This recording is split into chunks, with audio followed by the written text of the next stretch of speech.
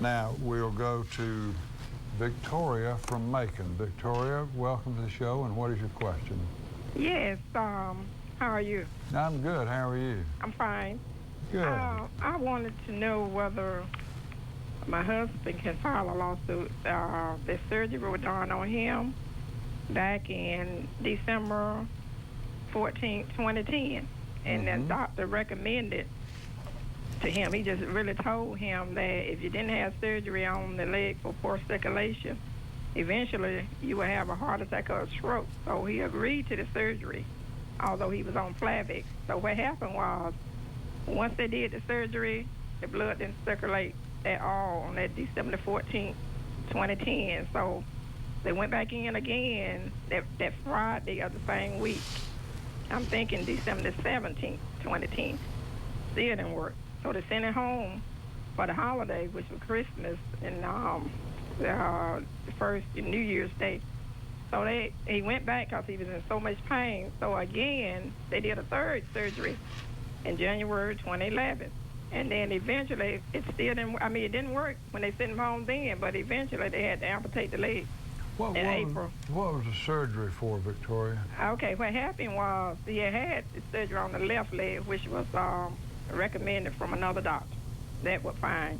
So while he was laying on the table in 2010 October with that particular surgery on the left leg, that doctor told him while he was laying on the table, well, your right leg seemed to be worse than the left one. So if you don't get that one done, you'll eventually have a heart attack or a stroke. So yes, ma'am, I understand. But can you tell me what the surgery was for? Is it for poor circulation? Poor circulation, yes. Okay.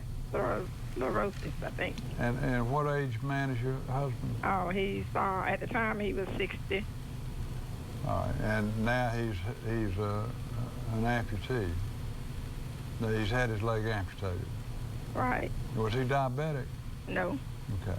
Never been diagnosed. Which one of you all? Well, to start with, Victoria, have you talked with a lawyer? That's probably where you should start. Yes, the first one I talked to sent a letter back saying you need to, it's your possibility you have a case, but she was full. And then the second one just was saying she would rather not take it.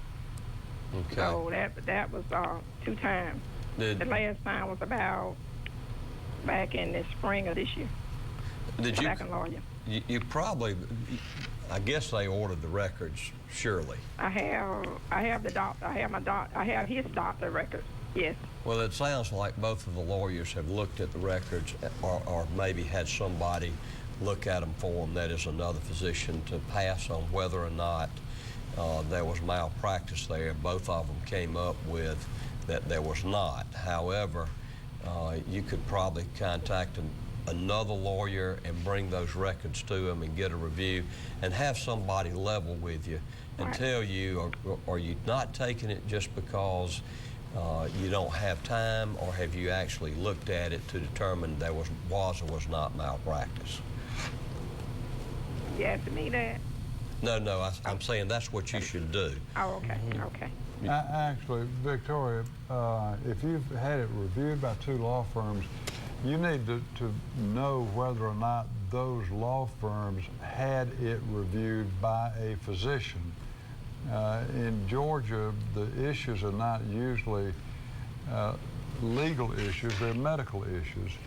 And you should find out whether or not either of the lawyers who you dealt with had a doctor review those records and say whether or not there was some kind of deviation from the acceptable standard of care.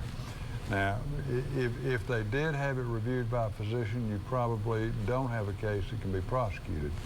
But if you would find out that information, give us a call. We'll be glad to help you with at least answer the questions in your mind about why they turned you down.